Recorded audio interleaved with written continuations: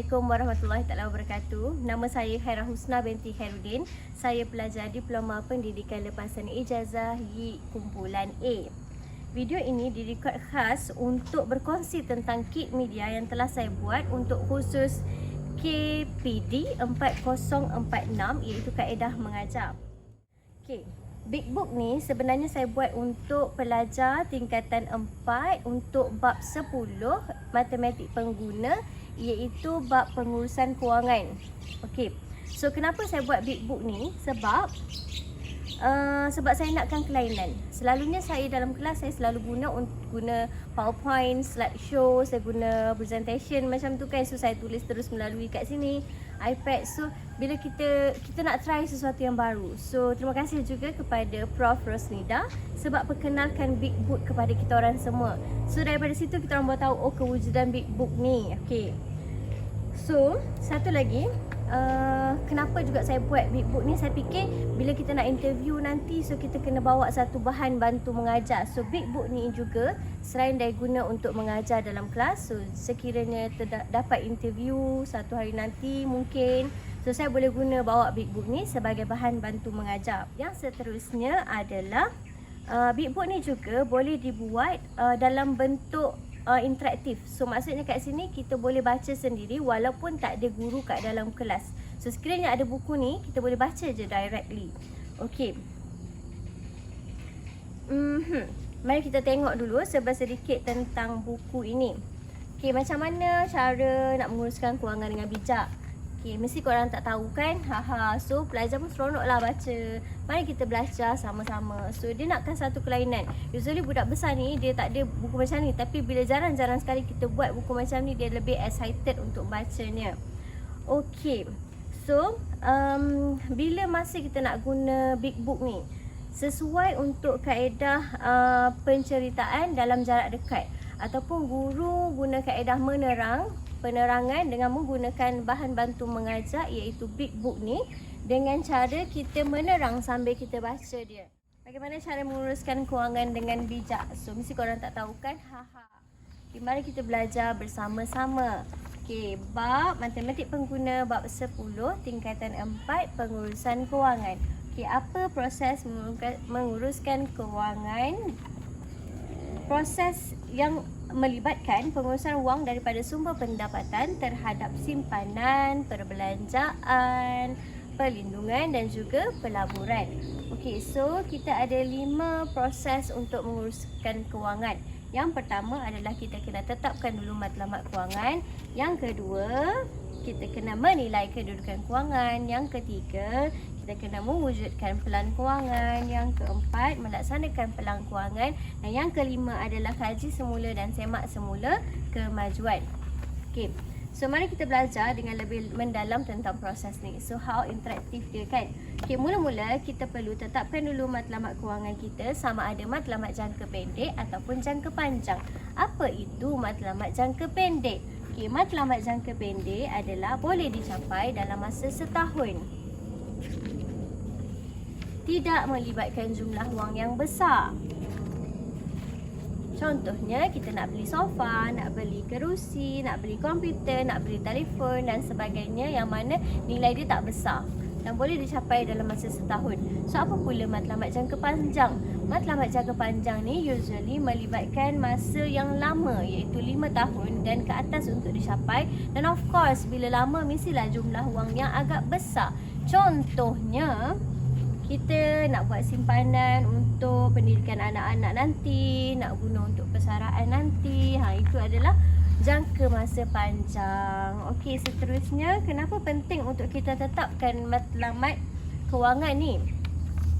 Sebab ia akan mempengaruhi jumlah simpanan bulanan bagi mencapai sesuatu matlamat tu. Kalau kita tak tetapkan matlamat kewangan, mesti kita tak menyimpan dengan bijak, betul tak? Okey, seterusnya kita akan guna konsep SMART. SMART stand for specific, measurable, attainable, realistic dan juga time bound. Mestilah kita khususkan apa yang kita nak capai. Mestilah kita boleh kira, boleh dicapai dalam masa yang kita tetapkan, sama ada panjang ataupun pendek, realistik dan mesti kita ada masa kita lah. Okey, seterusnya dekat sini kita boleh tengok situasi Di mana situasi ni kita akan gunakan konsep SMART, SMART untuk capai dia. Okey, ni ada contoh lah dekat sini. Okey, seterusnya. Okey, seterusnya tadi yang pertama kita nak menetapkan matlamat kewangan. Okey, seterusnya yang kedua, kita perlu menilai kedudukan kewangan kita sama ada untuk mencapai dia penting sebab kita nak ukur, kita nak capai tempoh masa panjang ataupun masa pendek. Macam tu. Ni ada situasi lagi, situasi lain. Okey. So seterusnya, apa yang dimaksudkan dengan menilai pengurusan kewangan tadi? Menilai kedudukan kewangan kita, iaitu kita kena tahu apa itu aset yang kita ada dan juga apa liability yang kita tanggung. Okay, aset ni adalah macam wang tunai kita, simpanan kita, pelaburan yang kita ada atau hartanah kita, saham kita. Okay, itu adalah kita punya aset. Liability ni pula apa yang kita ada, hutang kita ada.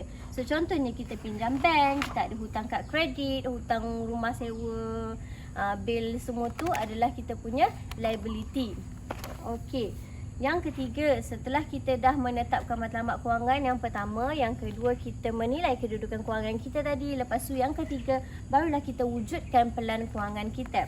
So macam mana nak wujudkan pelan kewangan pula? Okey, kita ada dua komponen yang penting dalam membina pelan kewangan, iaitu yang pertama, sumber pendapatan dan juga perbelanjaan. Sebab kita kena tahu, bila kita nak plan sesuatu tu, kita kena tahu berapa kita punya pendapatan, apa kita punya perbelanjaan setiap bulan.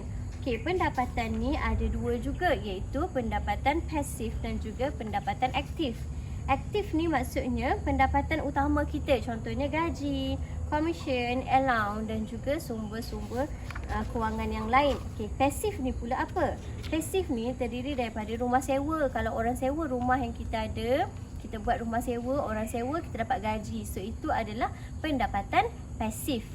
Ataupun dividen yang kita terima daripada bank. So benda tu tak tetap kan. Okey. So kedua-dua ni, walau macam mana pun, kedua-dua ni adalah aliran tunai masuk sebab dia adalah sumber pendapatan. Okey, yang seterusnya tadi, jangan lupa kita kena dahulukan at least 10% daripada gaji kita untuk simpan setiap bulan. Jangan lupa tu. Okey, seterusnya kita tengok pula kepada perbelanjaan. Perbelanjaan ni pula kita ada perbelanjaan tetap dan juga perbelanjaan tidak tetap. Perbelanjaan tetap tu apa? Perbelanjaan tetap ni yang kita mesti bayar setiap bulan. Wajib dah bayar. Contohnya, kalau kita ada pinjaman kereta, memang setiap bulan bayaran dia sama.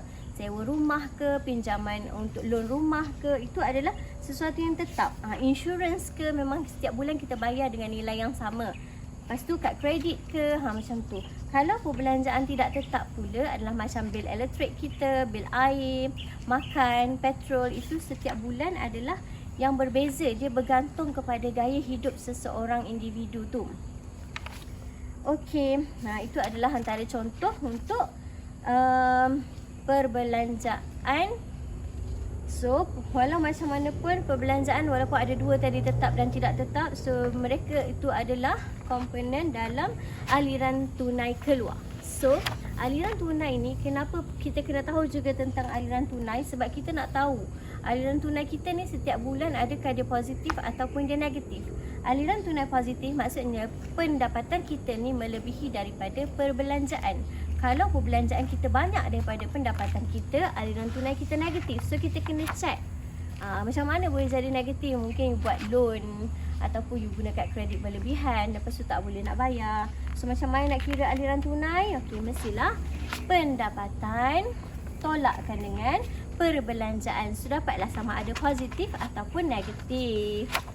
Okey, so macam mana pula kita kita ada langkah-langkah sebelum kita bina pelan kewangan. Okey. So yang pertama, kita kena ada tujuan apa yang kita nak capai, sama ada matlamat jangka panjang ataupun matlamat jangka pendek. Okey, lepas tu kita kena membuat anggaran awal untuk mencapai sesuatu matlamat. Yang ketiga, kita kena mengira simpanan bulanan yang diperlukan untuk kita capai sesuatu matlamat tu. Lepas tu kita kena analisis tabiat perbelanjaan kita supaya kita alert lah dengan duit kita tu. Dan seterusnya kita kena tetapkan tempoh masa untuk kita capai tu. Sebab kalau tak ada tempoh masa, kita masih lagi menunda untuk mencapai sesuatu matlamat tu. Okay, seterusnya kita kena buat satu strategi. Bagi kita mesti wajib kita nak capai matlamat tu, kita kena atur strategi yang terbaik. Itu adalah langkah dalam sebelum kita bina plan kewangan tu. Okey. Seterusnya yang keempat. Tadi yang pertama menetapkan matlamat kewangan, yang kedua menilai kedudukan kewangan, yang ketiga kita membina. Okey, yang keempat dah plan. Tadi kita plan.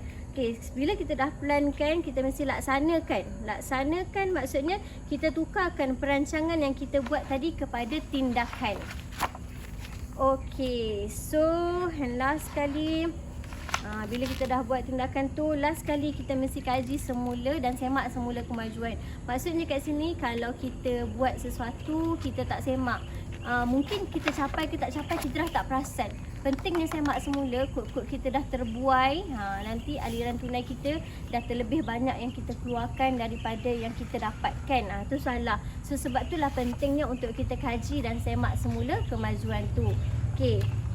So inilah habis ceritanya, semoga bermanfaat. So kita ada Q&A session untuk student tanya soalan.